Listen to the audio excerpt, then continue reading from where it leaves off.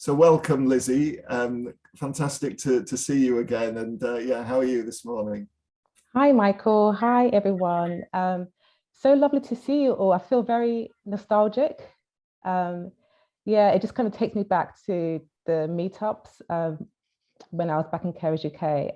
But I'm so happy to be here and thank you so much for the invitation. Great, brilliant. Okay, oh, we've spotlighted you now, and that's great. And yeah, lovely to see you. I see you've got the book in the background there. Great.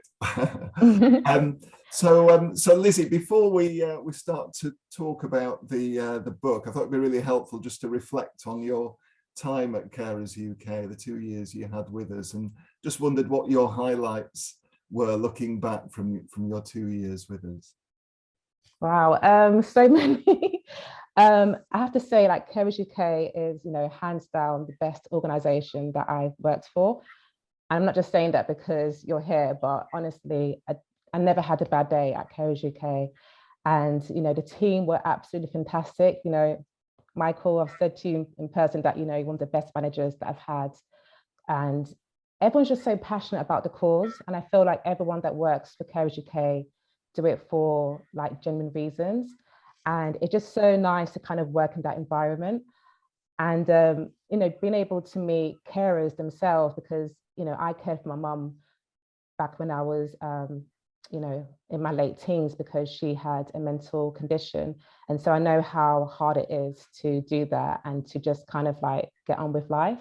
And so I just like really admired meeting all the carers out there who not only care for the loved ones, but also do all they can to champion carers' rights, whether that's volunteering or, signing petitions or sharing their stories. I was just so inspired by them.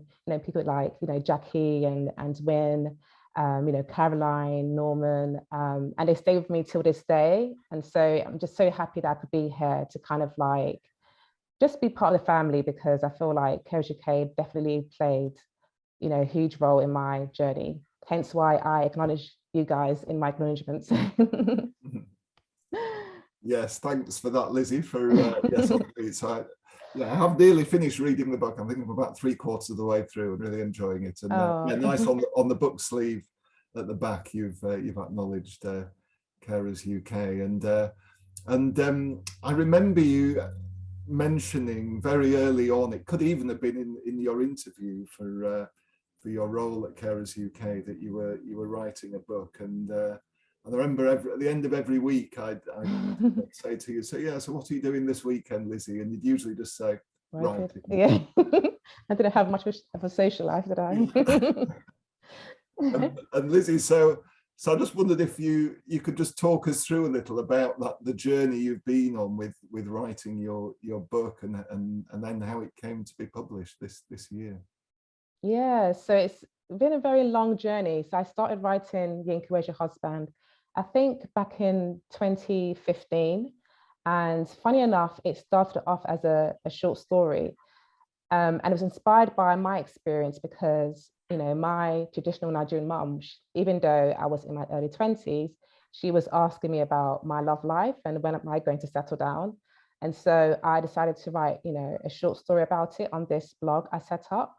But I decided to turn it into a novel when I met this author at this blogging workshop that I attended. So I wanted to get feedback on my writing, as all writers do. So I shared it with her. And then she said, oh, I really love this Yinka character. I feel like, her story will make a great novel.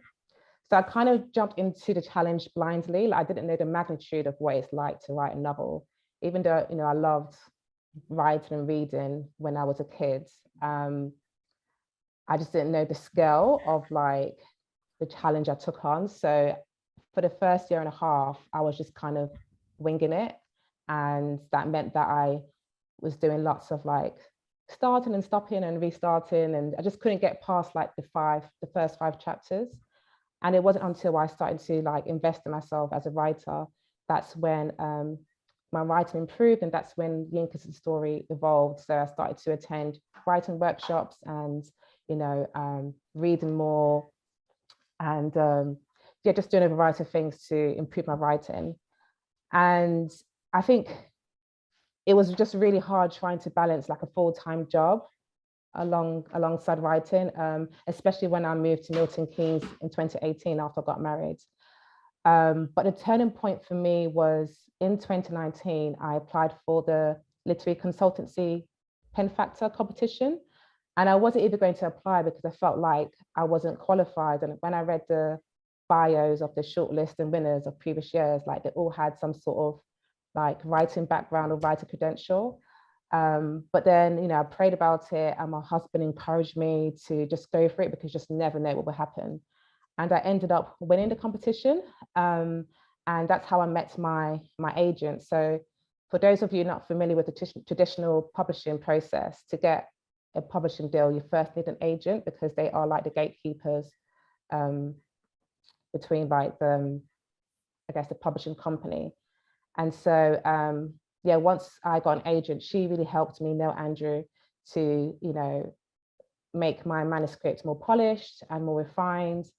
And, you know, I continued to work away on it. And I have to say that the lockdown back in 2020, March 2020, was a blessing in disguise because that gave me more time to finish my manuscript. And by that point, my agent had set me a deadline. And so I finished it in May 2020. You know, she had a few more editorial changes. I did that. And then we submitted to publishers in June 2020. And then within 24 hours, Viking, which is an imprint of Penguin Books, preempted. Preempted basically means that they snapped it up, you know, very quickly. And they offered me a 2-book deal. And then I guess the rest is history. Brilliant. Thank you, Lizzie, for sharing that. And yeah, I remember when you'd entered that competition and you came in and said, yes, I've got the I won it. And yeah, you just couldn't believe it, could you? And then the other moment when it was put out there to publishers, and then, as you say, kind of preempted, kind of snapped up within 24 hours, and which was, as I say, we were all delighted for you. I must admit, I was kind of expecting you to hand in your notice the day after, so I was happy that you'd stay with us for another couple of months after that. But, and Lizzie, you've touched a little on what the book is about. I just wondered if you could expand a bit more on what Yinka, Where Is Your Husband is about. Yes. So Yinka, Where's Your Husband? It's a rom-com, and it follows Yinka, who is a 31-year-old British Nigerian woman who lives in Peckham, South London. And, you know, Yinka's feeling the pressure to settle down by her traditional Nigerian mum and her many, many aunties, because there's quite a few aunties in the book. And then her cousin gets engaged. And so Yinka decides to set up this plan to find a date and time for her cousin's wedding. But then what kind of starts off as a very like simplistic goal turns into something quite drastic, because Yinka feels as though that she has to change herself in order to find love. And so Yinka goes on this like self-discovery journey of trying to find out who she is. And she does that with the help of her, you know, amazing friends. And as well as it being a very uplifting, humorous book, it also touches on some quite serious issues like, you know, colorism and also faith and grief as well. But yeah, it's definitely like a light-hearted, pacey read, and yeah, I recommend it. Yeah, so would I, Lizzie. And yeah, so it's been fascinating for me. I think one of the most fascinating things has been that insight into Nigerian culture. And you mentioned about the aunties, and so am I right in saying that within your community, it doesn't have to be someone even within the family. You could have lots of aunties just within your community. Yeah, so basically anyone that's like older than you by at least, let's say 10 years or so, they're your auntie. So if you go to the supermarket and the woman, you know, works there and she is of African or Caribbean heritage, yeah, I wouldn't address her by name. She'll be my auntie. But that's if like she knows my parents. Again, if you go to the hairdressers, again, she'll be my auntie. Is it the same with uncles as well, or just with aunties? Yeah, same with uncles. Right? Yeah. Oh, interesting. Right. What would you say in writing the book? what were the biggest challenges for you? Did you have any kind of times where that were quite tough in getting it finished? Yeah, so many challenges. Time was one, so I mentioned that before, trying to find time. I remember when I was working at Carers UK, I would take annual leave to write, so sometimes I would take a week off. And I feel so bad if I didn't get like a lot done because of like writer's block, which happens just like randomly.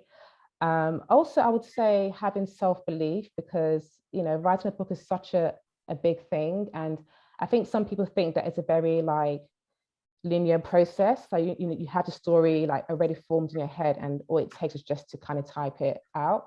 But actually it's a very messy process, and it involves like lots of like drafts. And I can't tell you how many drafts I did of Yinka.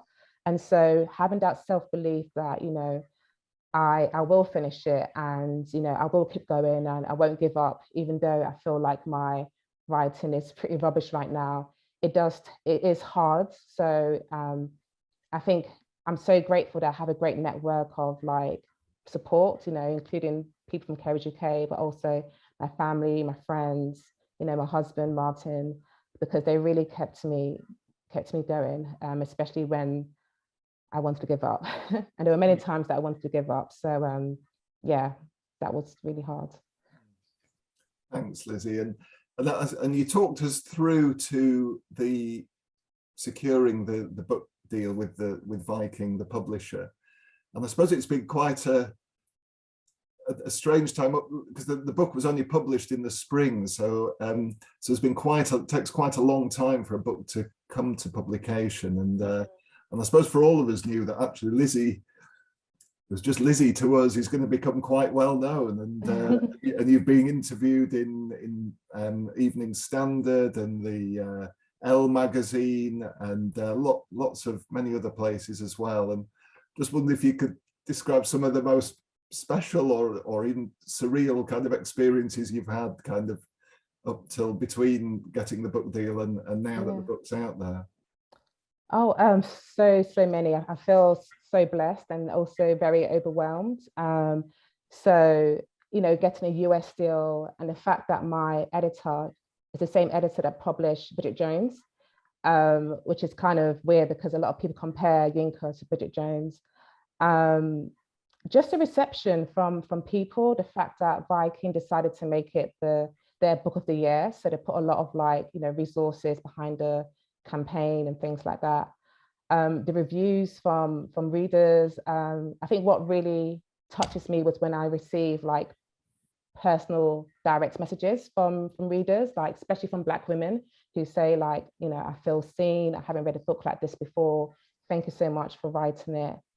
And yeah, just the love and support from people, and just seeing how, if I had given up, I wouldn't have known like what was on the other side. So just kind of seeing like just how people have like received Yinka, and how they say it's well written, and they laughed out loud, and even just having like book clubs with people from different places in the world. So hearing people's different accents, whether that's in Australia or in the US, it just feels like really surreal.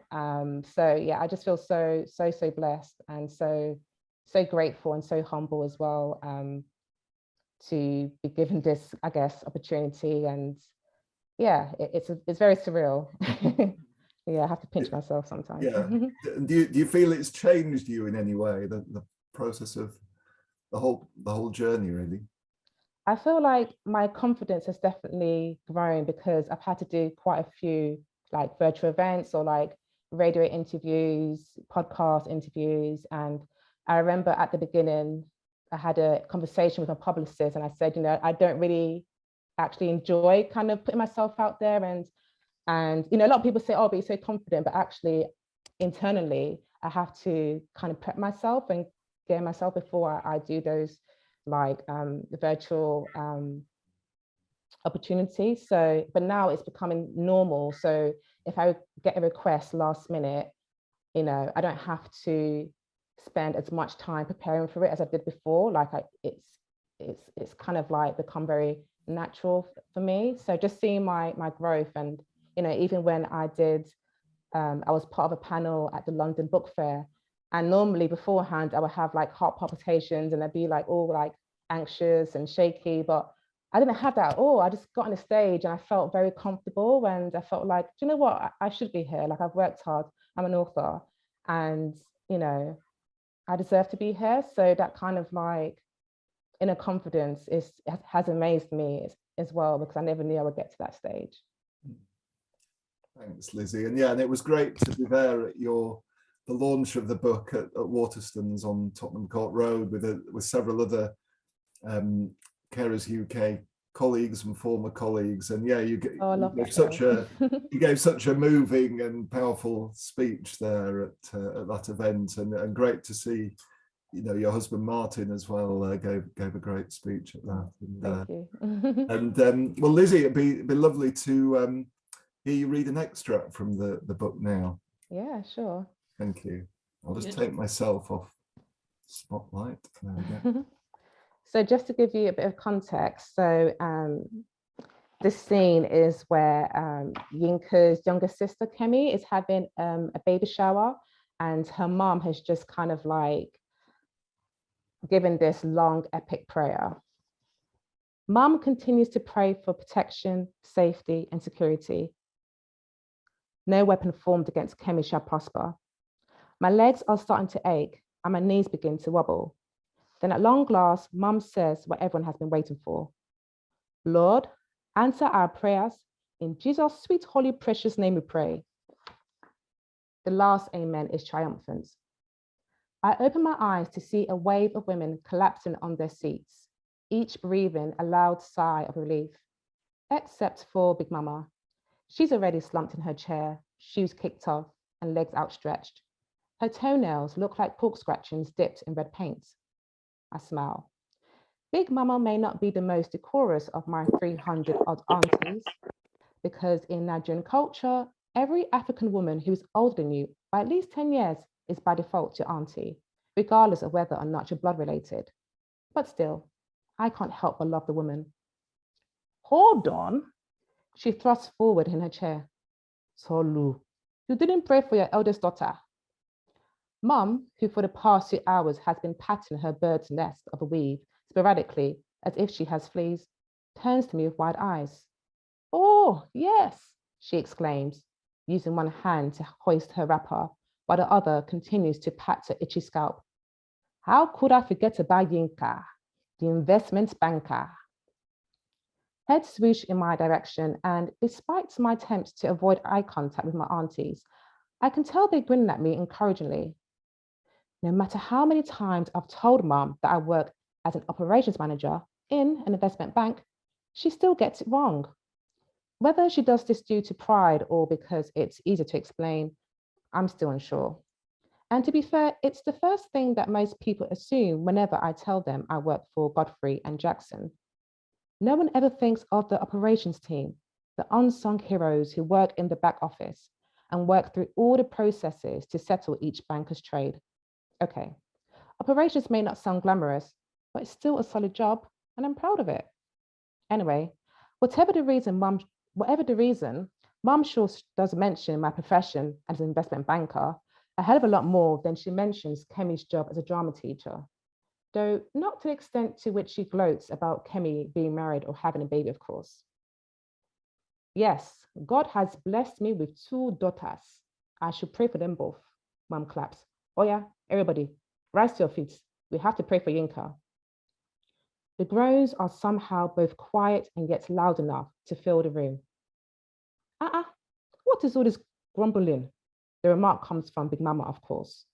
And yet, while everyone is reluctantly rising to their feet, she's still comfortably sitting like she's on a throne. If Yinka's mom said she would give £20 to everyone who is standing, would you be mourning the way that you are now? I beg, get up, my friends. Don't you know it's good to pray? She kisses her teeth. Nonsense. Fantastic. Thank you very much, Lizzie. Right, I just wanted to, just before I ask my next question, I just wanted to share a lovely comment from Carmen in the chat. It says, "Hi Lizzie, Big well done in writing your book. It sounds great. I'm going to read it this week. I have a best friend who is Nigerian, and your book sounds exactly like the issues my friend Yemi went through. I'm trying to write a book. Any tips for getting it finished? Having 2 kids taking up all my time. P.S. I think you should take it to the theatre or TV drama, definitely. Oh, thank you so much. That's Carmen, you said? Yes, yeah. Thank you so much, Carmen. And oh, nice to meet a fellow writer. Yeah, so time is, challenging, like I said. So I don't know what support you have at home and whether, you could have someone help with the kids. But I think it's just trying to squeeze writing in the little time that you have. So whether that's when your kids are out, playing or at school or even sleeping. And it's a shame because, writing does kind of mean that sometimes you have to have, less sleep because you have to write. But I think just kind of like trying to do, the most that you can, daily if you can, or like or weekly. And the more that you work on it, I know it seems very like long, but the more you chip away at it, you will eventually finish.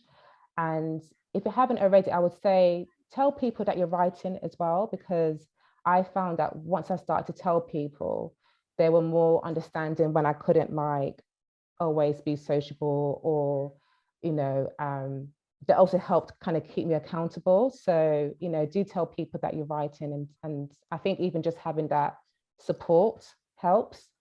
And also if you're struggling with writing per se, I would say there's, lots of fantastic organizations out there, and lots of free resources on the website as well, on the internet, sorry.